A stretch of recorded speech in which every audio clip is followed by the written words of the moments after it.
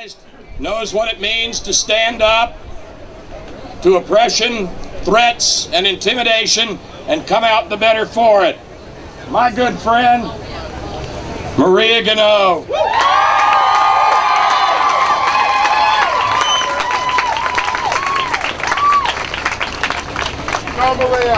Wow.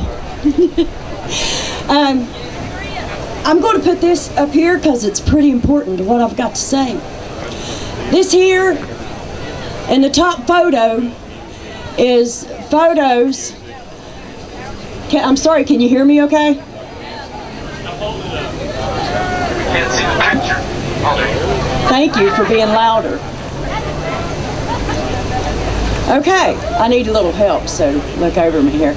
Okay, this photo is photos that I took from an aerial flight that I done with South Wings. And what I'm seeing is not what I'm being told by the coal industry, we'll say. Okay, in the little knoll of trees that you see is a Civil War graveyard. This is my family.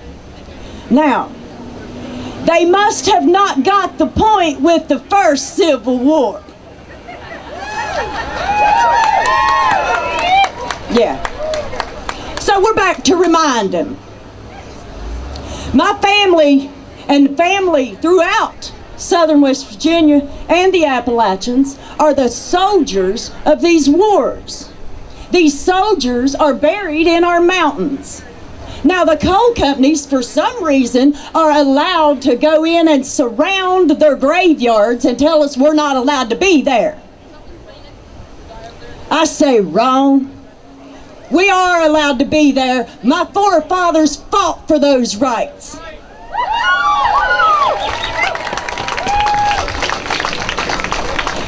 I have Revolutionary War soldiers in my family. Just had my 5th great grandfather registered as a Revolutionary soldier. I'm continuing the war that they fought. That's the sad thing about it. Our government lets on like they're proud of our veterans. They're proud of what our people have fought for. If they're proud of it, then why are they treating them like this?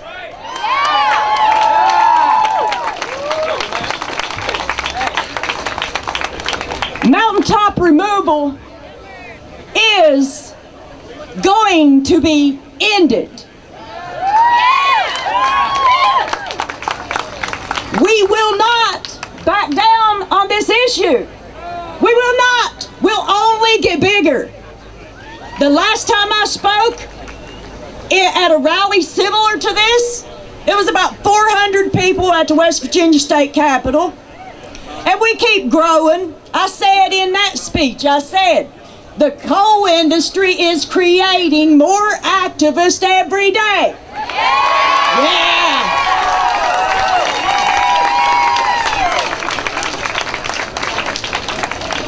And the thing about it is the youth is so knowledgeable of mountaintop removal and its impacts on their water and their land.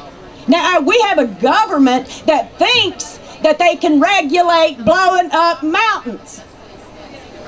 You cannot regulate destruction. Mountaintop removal's on its way out, and we all know this, okay? It has to end. You only have so many mountains, okay? It's not going to continue forever. And we're really, to other countries, I do a lot of interviews with people from all over the world. And you know, I've had people to come in here from these so-called third world countries, and they look at the state of West Virginia and the politicians in the state of West Virginia, and they just don't get it. They can't understand why the government expects us to blow up our own mountains so we can have jobs. It's ridiculous. Yeah. It's called oppression at its worst. Now, do we want to pass on oppression to our children? No. Okay, Okay, then it must stop. And it stops here. The people that are employed on these mountaintop removal operations are our friends, our family, our neighbors. They go to school with our kids go to school together. We're family in some cases. These are people we care about. We do not want them destroying their own land and their own lives and their children's water so that they can feed their family.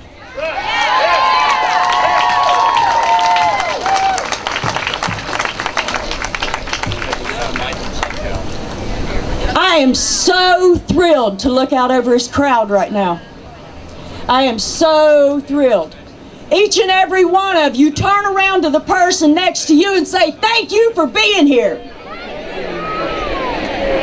Absolutely. There's some awesome people in this crowd. You know, we will not back down. I think that's my message that I want everyone to hear. The coal industry, President Obama, the EPA, the Army Corps of Engineers, hear me clear. We will not back down.